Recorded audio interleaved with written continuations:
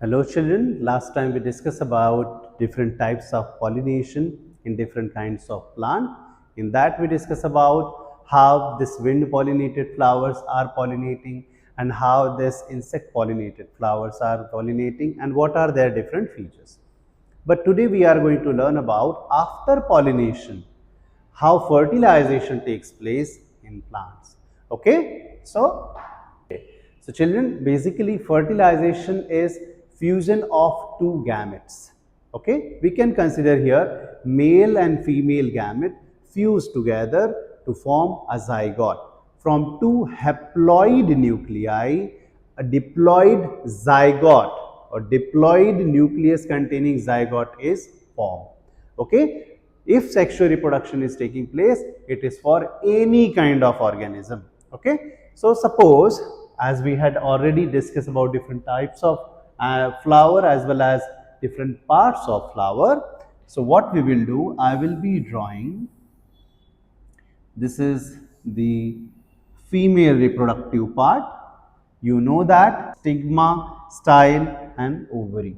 In this ovary, there will be presence of ovule. There will be presence of ovule. In this ovule, you will find presence of different types of cells, out of which you need to remember it will have presence of egg cell. Okay, in higher grade you will learn it will have one central cell which will have two polar nuclei. Along with egg cell it will have two synergids.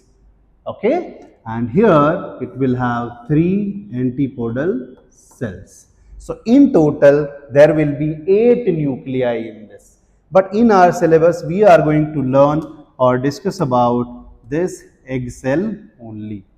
Okay, how it is going to fertilize.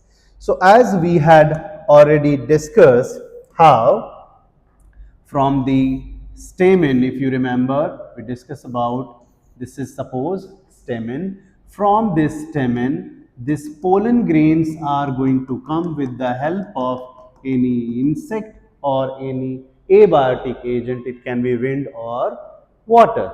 Okay, suppose that pollen grain has come here, it is landing on the stigma. Stigma is providing platform for landing this pollen grain. Now this stigma has presence of certain chemicals. It has presence of certain chemicals. Mainly it has sugar material or sucrose, which is triggering this pollen grain to produce a pollen tube. So this pollen grain is going to produce pollen tube. Okay, this will be producing a pollen tube. If you see the structure of pollen grain, it is divided unequally. Okay, it is divided unequally. Okay, out of this, one of that, the bigger one is the vegetative nucleus and this is the generative nucleus. What happens here? This vegetative nucleus and generative nucleus, they are for different purposes. Out of this generative nuclei is going to form two male nuclei, or you can say sperm nuclei, and this is going to form tube nucleus. So that is going to guide this. Here you can see this tube nucleus is going to guide this pollen tube to reach up to the egg cell. Okay, structure of pollen grain is not there in your syllabus right now. Okay, so we will not discuss much, but in higher grade you will be learning about it has two different layers. Outermost layer is called exine, which is having sporopollenin, which is giving protection to this pollen grain. Okay, so that it can survive in adverse condition. Okay, and then intine is the inner layer, from where you will find this exine which is there is somewhere interrupted. It may have some opening. From there, this pollen tube is germinating. It is germinating the pollen tube through which this nuclei are coming out. So now this is the case which is happening here. This is happening here.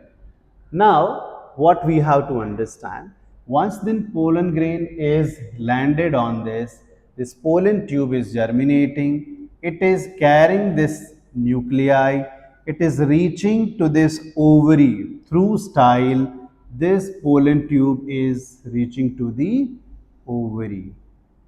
Then from ovary through the small opening which is called micropyle in the ovule. This is called ovule. Remember, inside the ovary it will have presence of ovule. Okay. So here you need to understand, in this ovule it will have egg cell and the male gamete which is there, or male nuclei which is there, or sperm nuclei which is there, is going to come and fertilize this. As I said, this pollen grain will have two male nuclei or two sperm nuclei. So one of that is fertilizing this egg cell and the other one is going to fertilize this central nucleus.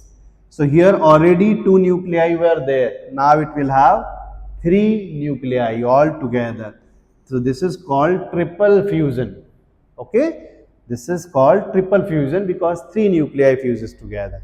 And in plant, since fertilization has happened twice, one with egg cell and one of the male gamete, and one with this polar nuclei or the nuclei which is there in the central cell fuses with this. So two places fertilization happens. That is why it is called double fertilization. Okay. Now we will understand it with easy way which is there in your syllabus. What you have to remember here. Again I am repeating just to recap. Okay. Suppose this is the pistil, okay, stigma, style, ovary. Inside this ovary there will be presence of ovule. Earlier I had drawn only one ovule, but there are certain plants in which it may have more than one ovule. Okay, it may have more than one ovule. Okay, you might have seen there are fruits which have so many seeds together. Same way, this ovary can have more than one ovule. So here also, this pollen grain, when it is landing, it is producing pollen tube. That pollen tube reaches from this ovary to this ovule and it is fertilizing the egg cell present inside the ovule. Okay. Remember, pollen grain is haploid in nature. Okay. Pollen grain is haploid. Similarly, the egg cell which is there or ovule which is there, inside that there is an egg cell which is also haploid. But after fertilization, seed is formed. Remember, after fertilization, when pollen grain releases its male gamete through this pollen tube to the egg cell, it fuses together to form the diploid zygote which develops into seed. Okay.